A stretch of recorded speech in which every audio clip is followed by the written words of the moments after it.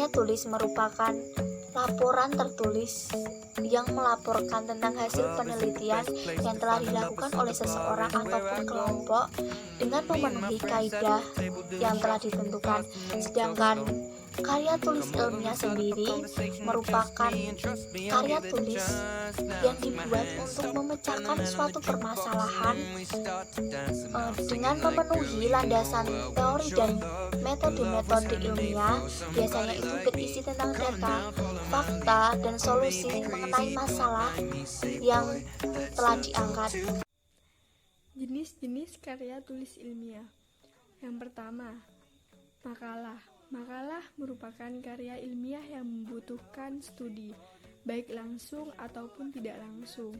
Bisa dalam bentuk kajian pustaka atau buku, kajian suatu masalah, atau analisis fakta hasil observasi.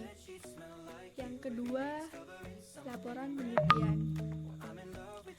Laporan penelitian merupakan karya ilmiah yang dibuat sesudah seseorang melakukan penelitian, pengamatan, wawancara, percobaan, dan yang lainnya.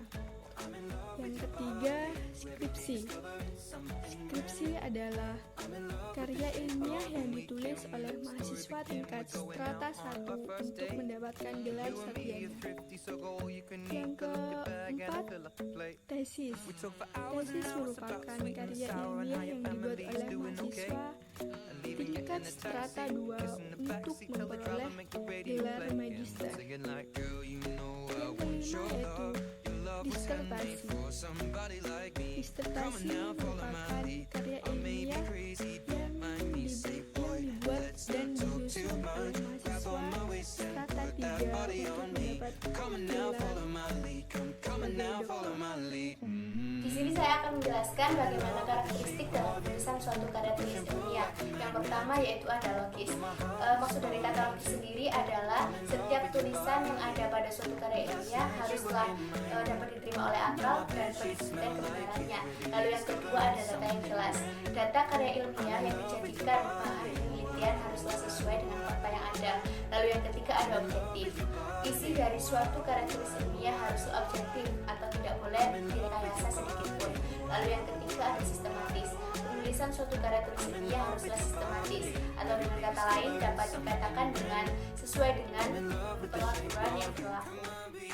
Lalu yang kelima ada pembahasannya harus tuntas dan menyeluruh. Maksudnya adalah penulisan suatu karya tulis ilmiah mulai dari pokok permasalahan hingga hasil dari pemecahan masalah tersebut haruslah dibahas secara tuntas dan menyeluruh sehingga pembaca dapat mengetahui apa isi dari suatu karya tulis ilmiah tersebut.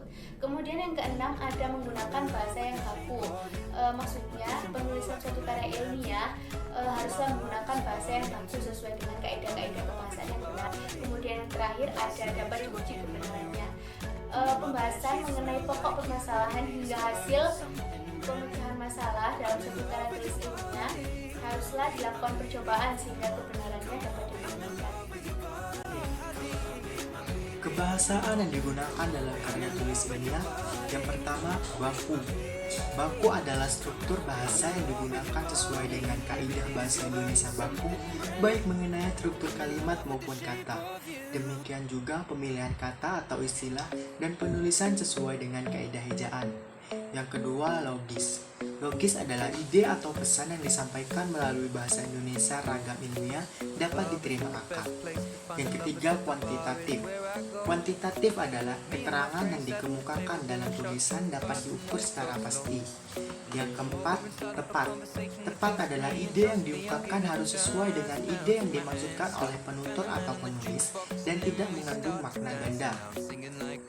Yang kelima adalah denotatif. Denotatif adalah kata yang digunakan dipilih sesuai dengan arti sesungguhnya dan tidak melibatkan perasaan karena sifat ilmu itu objektif. Yang keenam, ringkas.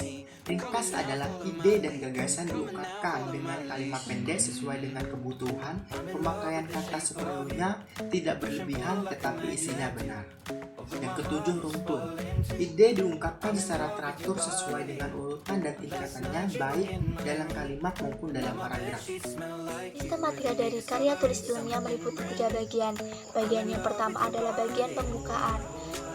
Bagian pembukaan ini berisi tentang lampiran judul, terus kata pengantar dan daftar isi. Yang kedua adalah bagian isi, meliputi pendahuluan, pembahasan, kesimpulan, dan yang terakhir adalah saran.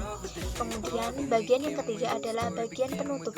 Bagian penutup ini biasanya itu berisi tentang daftar pustaka, riwayat hidup penulis, dan lampiran-lampiran lain yang dibutuhkan.